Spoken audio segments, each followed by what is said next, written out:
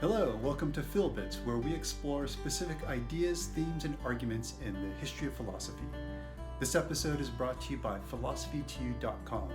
My name is Dr. Todd Mei, and in this episode, we'll pursue the question of why Plato banned the poets. This is the second of 3 episodes in which we examine the famous work by Plato, The Republic. To provide a review of what we covered in the first episode, we looked at who, to whom, and context. We look at the speakers and the interlocutors. We tried to understand what levels of understanding each speaker might be speaking from, and we looked at the context, or the characteristic features of the narrative that might make a difference in how we understand what is being said and how we are to take meanings. In this episode, we're going to look at the key passages in the Republic that help us get an idea of what Plato might be suggesting about poetry. We'll be looking at textual context, or how the passages in the Republic might sit with other passages that mention poetry and other dialogues. We'll look at key passages in the Republic. We'll look at standard interpretations of those key passages. And then we'll look at some critical questions. So that's a lot to cover in 10 minutes, so let's jump right in. I want now to talk about textual context. So there are 3 other dialogues where Plato mentions poetry directly or significantly in some way. There are 2 early dialogues. One is the Gorgias and the other is the Ion. And then there is another middle dialogue like the Republic that mentions poetry, and that is the Phaedrus. So the Gorgias is sort of a typical representation of poetry. It's skeptical. It sees poetry as a competitor with philosophy because although it uses a rhetoric, it has a different aim than truth, and the effect can be bad, and it can often result in a kind of corruption of the soul or a moral corruption. Ion's a little bit more difficult. It's ambivalent because there are 2 ways to read it. Plato seems to be giving a characterization of the technique or artistry of the poet, and his or her ability to draw upon this kind of divine source, and the poet then acts as a conduit by which the divine source infects, it's like a magnetic ring as he describes it in a metaphor, infects the listener and the hearer, and this seems to be a rather positive thing or attribute of poetry. And the ambivalent side comes up because you can actually reread that dialogue and read it through the lens of, I wonder if Socrates is making fun of Ion the poet, because Ion is a very young and conceited poet, and it seems like Socrates is just catering to his ego throughout it, and sort of it becomes a satire, a send-up, or a farce. Now, in the later dialogue, Phaedrus, that characterization that we find in Ion is revisited, and we seem to get a more positive or genuinely positive description of poetry. And there's a famous passage or speech by King Theseus in Shakespeare's A Midsummer Night's Dream, which pulls directly from the text of the Phaedrus, where he talks about the poet, the lover, and the lunatic. And they both share this ability to participate in this divine frenzy or force. And the poet by virtue of this, the poet has the ability to body forth the forms of things unknown, to give to airy nothing local habitation and a name, so the shapes come forth. Okay, so the 2 passages we're going to look at in Book 2 have to do with education of the young. In particular, Glaucon, Socrates, and Adeimantus are looking at the education of the potential future leaders, or dare I say, politicians of the city, of the just city-state. So what kind of education do these people need, these citizens need? Looking at the first passage, the conversation concerns about when a fault occurs in storytelling. And Socrates says, a fault occurs whenever an erroneous representation is made of the nature of gods and heroes, as when a painter paints a portrait not having the shadow of a likeness to the original. There was that greatest of all lies in high places, which the poet told about Uranus, and which was a bad lie too. I mean, what Hesiod says that Uranus did, and how Cronus retaliated on him. The doings of Cronus, and the sufferings which in turn his son inflicted upon him, even if they were true, ought certainly not be lightly told to young and thoughtless persons.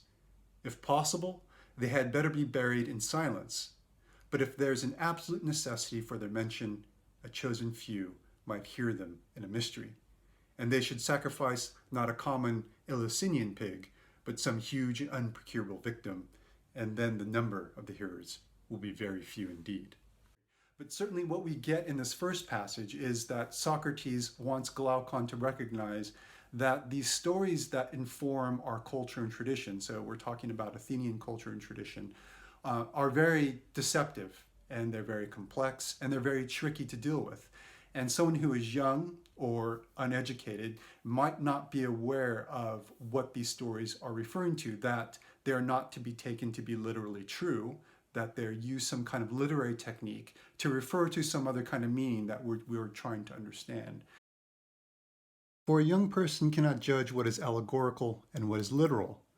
Anything that he receives into his mind at that age is likely to become indelible and unalterable, and therefore it is most important that the tales which the young first hear should be models of virtuous thoughts. So here we have not just a reiteration of what Socrates had said earlier, but it's more of a clarification. Look, these stories are difficult and they're complex. They're allegorical in nature. Allegory literally means in one place to another. So it's referring, in this place, there is one meaning, and yet it's referring to something else. We'll come back to this in the famous passage of the allegory of the cave in the third and final episode of this series. But for now, let's just remember that Socrates is not saying that these stories are lies.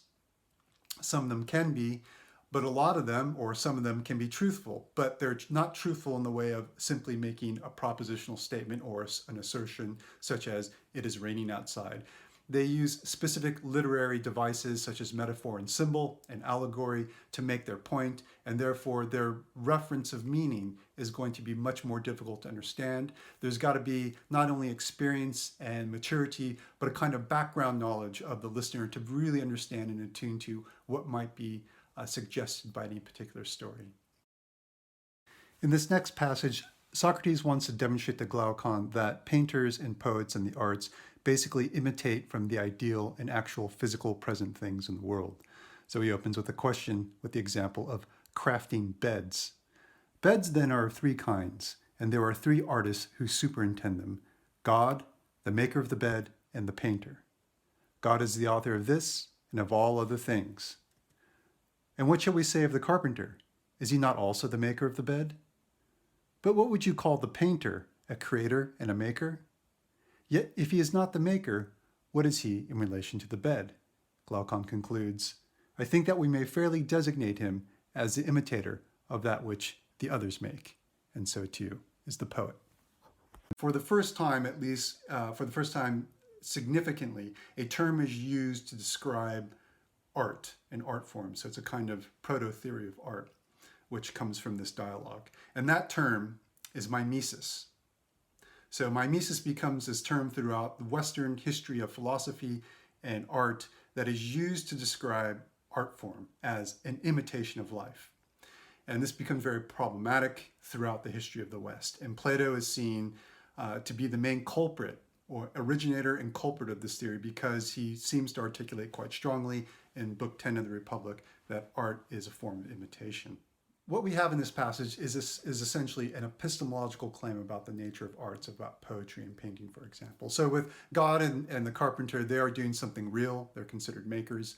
And with the artist, the painter, and the poet, this is not the case. They're in fact not makers. They're just simply taking something that's made and they're doing something with it. In the case of the painter, they're making a painting, and the poet is an ode to a bed or whatever it might be.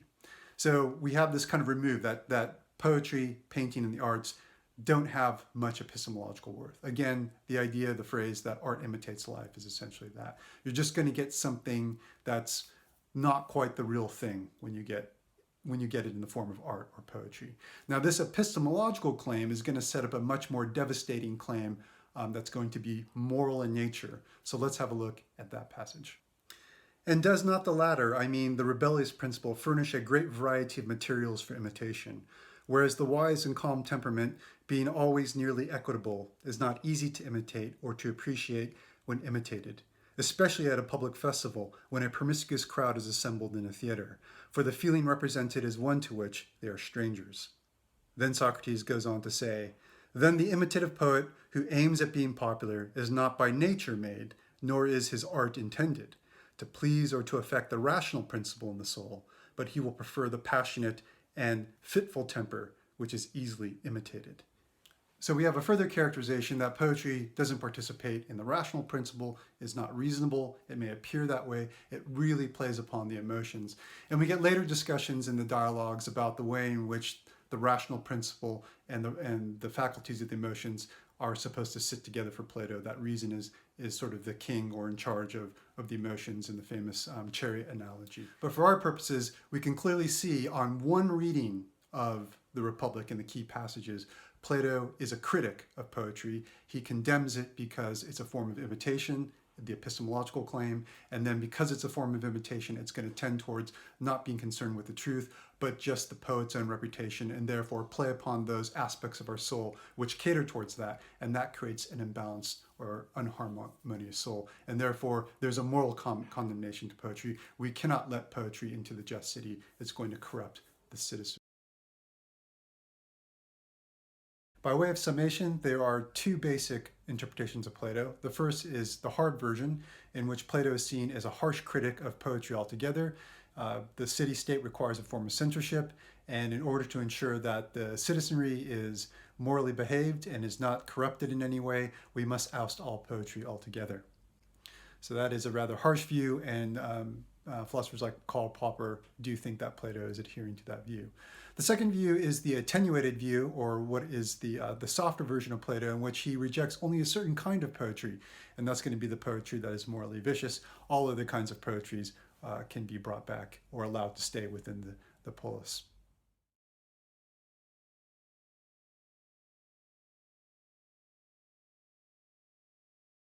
Some critical questions that we can raise in relation to that position is to say, well, remember that Plato's concerned about imitative forms of art. And the term, again, is mimesis. Now, if you look at the dialogue, all of Plato's dialogues are, in fact, representations of dialogues that may or may not have occurred. If they didn't occur and Plato fabricated them, then there's some serious concerns that we have to raise about Plato's position and how he might be contradicting himself. If they were recollections about dialogues that actually took place without any creative license, they're still a form of imitation. And the Socrates in this particular instance is the character recollecting the discussion that takes place around the question, what is justice? And it is Plato who's reporting what Socrates' recollection is. So we have different removes from what might actually be real. So if Plato is of the position that poetry should be banned altogether, he has to face questions about how he might be hypocritical in his philosophical position. The other thing that adds to that, of course, is that Plato, during the course of many dialogues, refers to quite a few myths and stories to clinch arguments. And it's in the context of the dialogues that the characters who hear these myths, as we'll see with Glaucon, are convinced by these myths, that the view that Socrates espouses is true. I don't quite understand Socrates, the reasons, and then Socrates, well, here's a myth, and then the character says, oh, yes, I get it. So if Socrates is of the position that those kinds of things should be banned outright, then he has some serious problems and short-sightedness about his own philosophical position. So I think that view is we should really just kind of toss out the window, because just under the general principle of charity of interpretation, we find that way of reading Plato very, very hard to digest. If I accept that reading of Plato, Plato comes off as being quite trivial. Why? Because poetry is just a reiteration of what kind of virtues I ought to practice, what kind of moral values and standards I ought to adhere to. And poetry becomes redundant in that way. So if Plato is suggesting that there's really not much to go on, poetry is no longer creative. In fact, we'll probably just hear the same stories reiterated in different forms over and over again. So maybe something else is going on with Plato. So that's all I have for this episode. Hopefully I didn't run too much over the time, but please join us next time for the final installment, where we explore some more creative aspects and more interesting aspects of what Plato might be doing with poetry. For now, my name is Dr. Todd Mei. This is Phil Bits, and this is brought to you by philosophy2u.com.